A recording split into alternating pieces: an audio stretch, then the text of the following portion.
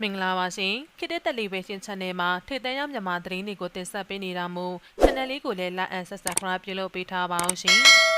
အခုပထမဆုံးတင်ဆက်ပေးမယ့်သတင်းကတော့တရုတ်စစ်တပ်ကမြန်မာစစ်တပ်ပိုင်းတိုက်လေရင်တစင်းကိုပြစ်ချခဲ့တဲ့ဗီဒီယိုဖိုင်ပြန့်နှံ့နေဆိုတဲ့သတင်းကိုတင်ဆက်ပေးမှာဖြစ်ပါတယ်တရုတ်စစ်တပ်ကမြန်မာစစ်တပ်ပိုင်းတိုက်လေရင် MiG-29 တစင်းကိုပြစ်ချခဲ့တယ်လို့နိုင်ငံတကာ Twitter နဲ့ Instagram တွေမှာပြန့်နှံ့လာပါတယ်တရုတ်မြန်မာနယ်စပ်မှာမြန်မာစစ်တပ်ကအသုံးပြုခဲ့တဲ့ဆိုဗီယက်ခေတ်တိုက်လေယာဉ် MiG-29 ကိုတရုတ်ပြည်သူ့တပ်မတော် PLA ကပစ်ချခဲ့တယ်လို့ဘူဂေးရီးယားအခြေစိုက်စစ်ဘက်ဆိုင်ရာသတင်းဝက်ဆိုက်တွေမှာဖော်ပြနေပါတယ်။မနေ့ကအောက်တိုဘာလ19ရက်နေ့မှာမြန်မာစစ်တပ်ရဲ့တိုက်လေယာဉ်ကိုတရုတ်ကပစ်ချခဲ့တဲ့ဆိုတဲ့ဗီဒီယိုတစ်ခုTwitter လူမှုကွန်ရက်စာမျက်နှာမှာပြန့်နှံ့လာပြီးနိုင်ငံတကာစီးရေးသုံးသပ်တဲ့ဝက်ဆိုက်တွေကအဆိုပါဗီဒီယိုနဲ့ပတ်သက်ပြီးသုံးသပ်မှုတွေပြုလုပ်နေပါတယ်။ဘူဂေးရီးယားခြေဆိုင်စစ်ဘက်ဆိုင်ရာသတင်းဝက်ဆိုက်တစ်ခုမှာတော့ကချင်လွတ်လပ်ရေးတပ်မတော် KIA ကိုလာရောက်ပုံကျဲတဲ့ MiG-29 တိုက်လေယာဉ်ဟာတရုတ်နယ်စပ်ကိုကျော်သွားလို့ပစ်ချခဲ့တာလို့ရေးသားထားပါတယ်။ဗီဒီယိုထဲမှာတရုတ်စစ်သားတွေစကားပြောနေတဲ့အတန်တွေလည်းပါဝင်နေလို့အဆိုပါဝက်ဆိုက်ကဖော်ပြထားပါတယ်။ညဘက်ရိုက်ကူးထားတဲ့အဆိုပါဗီဒီယိုဟာဘယ်နေရာကပြန့်နှံ့ခဲ့တဲ့ဆိုတာနဲ့ဘယ်နေ့ကရိုက်ကူးထားတဲ့ဆိုတာကိုတော့အသေးစိတ်မသိရသေးပါဘူး။ပြီးခဲ့တဲ့ဇာပိုင်းမှာပဲကချင်ပြည်နယ်တရုတ်မြန်မာနယ်စပ်ကပန်ဝါမြို့ကို KIA နဲ့ပူးပေါင်းတပ်တွေကအပိသက်သိမ်းယူနိုင်ခဲ့ပါတယ်။ဦးစက္ကုံတန်ရင်ကောင်းဆောင်တဲ့ကချင်ပြည်နယ်အထူးဒေသတဲ့ပန်ဝါမြို့အပေါ်နဲ့10 မိုင်ခန့်အကွာမှာရှိတဲ့အမှတ်1000အနေနဲ့စားဆောင်တပ်ဌာနချုပ်ကိုကချင်လွတ်လပ်ရေးတပ်မတော် KIA PDF ပူးပေါင်းတပ်တွေပြီးခဲ့တဲ့ဇာပိုင်းကထိန်းချုပ်ထားနိုင်ခဲ့ပြီးနောက်မနေ့ကတော့နေမြေရှင်းလင်းရေးတွေလှုပ်ဆောင်နေတယ်လို့ဒေသတွင်းသတင်းတွေကဖော်ပြခဲ့ပါတယ်။ပန်ဝါမြို့ကို KIA ကသိမ်းပိုက်ပြီးတဲ့နောက်တရုတ်အစိုးရ KIA ထိန်းချုပ်နယ်မြေတွေနဲ့ထိစပ်တဲ့နယ်စပ်ဂိတ်တွေကိုပိတ်လိုက်တယ်လို့သတင်းတွေထွက်ပေါ်နေပါတယ်။တရုတ်စစ်တပ်ကမြန်မာစစ်တပ်ပိုင်းတိုက်လေယာဉ်ပစ်ချခဲ့တဲ့ဆိုတဲ့ဗီဒီယိုပြန့်နှံ့လာတဲ့အောက်တိုဘာလ19ရက်နေ့မှာပင်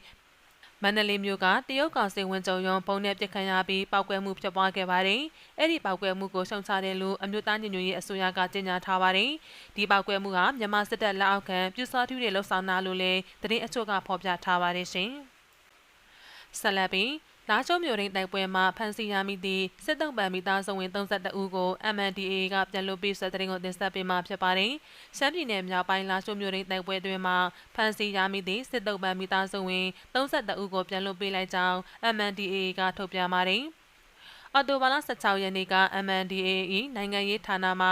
ှလာဆိုအလွတ်အဖွဲ့သည်မြောက်လန်အာနာဒိစစ်တပ်စစ်တုံးပန်း၏မိသားစုဝင်အချို့ကိုနေရပြန်နိုင်ကြောင်းပြောဆိုစည်းရုံးခဲ့ပြီးမိသားစုဝင်32ဦးကိုအော်တိုဘာလ19ရက်နေ့မှာစစ်ဘေးကြားကန်စုံတို့ဘေးကင်းစွာပို့ဆောင်ပြီးနောက်မဟာမိတ်တပ်၏ရှေ့တန်းအရာရှိများနှင့်စစ်သားများနာမကအနာဒိစစ်တပ်၏ထိန်းချုပ်နယ်မြေများသို့မော်တော်ယာဉ်များဖြင့်တွာလာရန်စီစဉ်ပေးကြောင်းသိရှိရပါသည်စစ်တုံးပန်းများကိုထိန်းသိမ်းထားစဉ်အချိန်တွင်ရိုက်နှက်ညှဉ်းပန်းခြင်းတို့မဟုတ်စစ်တုံးပန်းများ၏စိတ်ဓာတ်ရေးရာကိုစော်ကားခြင်းလုံးဝမရှိသည်မှာမဟာမိတ်တပ်၏အမြဲလိုက်နာကျင့်သုံးခဲ့သည့်ဦးစားပေးကောင်းမွန်စွာဆက်ဆံရေးမူဝါဒကိုအသေးစိတ်ရှင်းလင်းပြောကြားခဲ့ပြီးစစ်တုံးပန်းများကိုစိတ်ချလက်ချဖြင့်ထားခဲ့ကမိသားစုဝင်များနေရပြန်နိုင်သည်ကိုတောင်းဆိုခဲ့ခြင်းဖြစ်ကြောင်းသိရပါသည်ထို့သောစစ်တုံးပန်းမိသားစုဝင်များနေရပြန်နိုင်ရေးအတွက်မဟာမိတ်တပ်၏ရှေ့တန်းအရာရှိများနှင့်စစ်သည်များကအနီးကပ်ပူးပေါင်းဆောင်ရွက်ခဲ့ကြောင်းစစ်တုံးပန်းမိသားစုဝင်32ဦးအပြန်ခရီးအတွက်သားနှင့်ရိတ်ခါနှင့်တဲခုကပြဿနာအချို့ကိုဖြည့်ဆည်းရန်အတွက်တိုက်ဆိုင်ရာခီးစိတ်များလည်းထုတ်ပေးခဲ့ကြောင်းသိရပါသည်နေရပြန်ကြားသည့်စစ်တုံးပန်းမိသားစုဝင်များသည်၎င်းတို့၏မိသားစုဝင်များဖမ်းဆီးခံရစဉ်ယာယီအခြေစားစခန်းသို့လိုက်ပါနေထိုင်ခြင်းဖြစ်ပြီးမဟာမိတ်တပ်ကရန်သူမိသားစုဝင်များအားလုံးကိုနေရပြန်ပို့ရန်ဆောင်ရွက်ခဲ့ကြပေမယ့်စစ်တုံးပန်းများကိုကူးဆိုင်မှုကြောင့်မိသားစုဝင်အနေငယ်ကနေရပြန်ရန်ညှင်းဆိုခဲ့တယ်လို့ဆိုပါတယ်မကြရမီကအထက်လူကြီးများ၏ညွှန်ကြားချက်များအတိုင်းမဟာမိတ်တပ်နိုင်ငံရေးဌာန၏အလုံအဖွဲ့သည်မြောက်လိုင်အာဏာသိမ်းစစ်တပ်၏စစ်တီမိသားစုဝင်များကိုအိမ်ပြန်ရန်ထပ်မံစည်းရုံးခဲ့တဲ့ဖြင့်နောက်ဆုံးမှာမြောက်လိုင်အာဏာသိမ်းစစ်တပ်၏စစ်တီမိသားစုဝင်များအားလုံးနေရသို့ပြန်သွားကြခြင်းဖြစ်ကြောင်း MNDAA ကထုတ်ပြန်ထားပါတယ်ရှင်။ဆက်လက်ပြီးအမြောက်ပြူဟာကိုအသိမ်းခံရပြီးနောက်မြဝတီကိုစစ်ကောင်စီလေးချောင်းမှစစ်ကူပို့ရာလေဒီမပွင့်၍စစ်ကောင်စီတပ်ဖွဲ့ဝင်များတိစုံမှုများစီဆွဲတဲ့တင်ကိုတင်ဆက်ပေးမှာဖြစ်ပါတယ်။ကရင်ပြည်နယ်မြဝတီမြို့ကုန်သွယ်ရေးဆောင်အတွင်းသို့စစ်ကောင်စီတပ်ဖွဲ့ဝင်100ကျော်ခန့်လေဒီနဲ့ဆင်းနေပြီးလေဒီမပွင့်တဲ့ဖြင့်တိစုံသည့်စစ်ကောင်စီတပ်ဖွဲ့ဝင်များရှိကြောင်းသိရပါတယ်။စစ်ကောင်စီတပ်ဖွဲ့ဝင်များကိုအော်တိုဘာလ20ရက်နေ့နေ့လယ်တနာရီခန့်မှစ၍ည9နာရီခန့်အထိကုန်သွယ်ရေးဆောင်အတွင်းသို့လေကြောင်းမှလေထီဖြစ်စစ်ကူပို့နေရာလေဒီ9ခုခန့်မပွင့်ပဲ တောက်ဖွဲ့ဝင်များတိစုံမှုရှိကြောင်းဒေသခံများထံမှသိရှိရပါတယ်။လေရင်ကတော့ထောက်ဖို့လေရင်အမျိုးအစားပဲ9မိနစ်ချတစ်ခါခုံစင်းတာတစ်ခါခုံရင်4-5ရက်လောက်ပါတယ်။မျက်မြင်တာကတော့လေဒီ6ခုမပွင့်မှုအနည်းဆုံးတော့10ရောက်လောက်ရှိမယ်။ကြားတဲ့အမြင်နဲ့ဆိုရင်တင်ပါပဲလို့မြဝတီကုန်သွယ်ရေးဆောင်အနီးရှိဒေသခံတအုပ်ကပြောဆိုပါတယ်။စက်ကောင်စီသည်လေကြောင်းမှစစ်ကူမပို့ခင်မြဝတီအာစာလမ်းမကြီးစီဒေါနာတောင်ပေါ်တို့ဂျက်ဖိုက်တာ2စီးဖြင့်ပုံကျက်တိုက်ခိုက်ခဲ့ကြောင်းသိရပါတယ်။ပြီးခဲ့တဲ့အောက်တိုဘာလ17ရက်နေ့ကမြဝတီမြို့လေးကီကွန်အနီးရှိစစ်ကောင်စီဆွဲတော်ကုန်းအမြဖြူဟာစကန်အသိမ်းခံရပြီးနောက်စစ်ကောင်စီကမြဝတီမြို့ကိုစစ်ရေးပြင်ဆင်မှုများပြုလုပ်လာခြင်းဖြစ်ကြောင်းသိရပါတယ်။အော်တိုဘာလ20ရက်နေ့မှာလည်းမြဝတီဝေါ်လီလမ်းမိုင်းစီစစ်ကောင်စီကာကင်စခန်း3ခုမှစစ်ကောင်စီတပ်သားများထွက်ပြေးသွားသည့်အတွက်တော်လှန်ရေးပူးပေါင်းတပ်ဖွဲ့များကစခန်းကိုရှင်းလင်းသိမ်းဆည်းခဲ့ပြီးနောက်စစ်ကောင်စီကယခုကဲ့သို့မြဝတီကုန်သွယ်ရေးဆောင်ဘက်ကိုလေကြောင်းမှစစ်ကူပို့လာခြင်းဖြစ်ပါတယ်ရှင်။ဆက်လက်ပြီးအောင်စရာစစ်ကြောင်းလေကြောင်းပစ်ကူဖြင့်အင်အားသုံးရှိသူရာအထိနာပြီးပြန်လည်ကျဆတဲ့တရင်ကိုတင်ဆက်ပေးမှာဖြစ်ပါတယ်။ကရင်ပြည်နယ်ဒေါနာတောင်ပေါ်စီတောနော်ရေတကွန်အနီးမှာစစ်ကောင်စီအောင်စရာစစ်ကြောင်းနဲ့ကရင်မျိုးသားလွတ်မြောက်ရေးတပ်မတော် KNL ဦးဆောင်တဲ့ကော်ဘရာပူပေါင်းစစ်ကြောင်းတို့တိုက်ပွဲဖြစ်ပွားရာအောင်စရာစစ်ကြောင်းထိခိုက်မှုများကြောင်းကရင်စစ်ရေးတရင်ရင်းမြစ်ကပြောဆိုပါတယ်။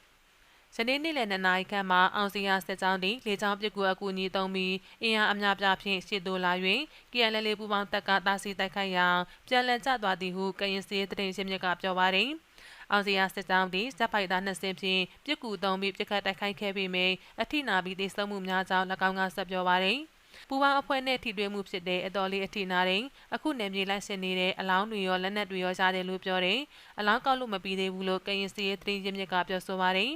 ပီကက်တီ AB ကကရင်မျိုးသားလွတ်မြောက်ရေးတပ်မတော် KNL နဲ့ PDF ပူပေါင်းတပ်များကမြဝတီမြို့ရှိတင်ငန်းညီနောင်ဖြူဟာ၄ကီကော်နဲ့မြဝတီမြို့ဆောင်တပ်ခမာယာ285တရင်အားတိုက်ခိုက်သိမ်းပိုက်ခဲ့ပါတယ်။အဆိုပါနေရာများကိုပြန်လည်ထင်းချုပ်မည်ဟုဆိုက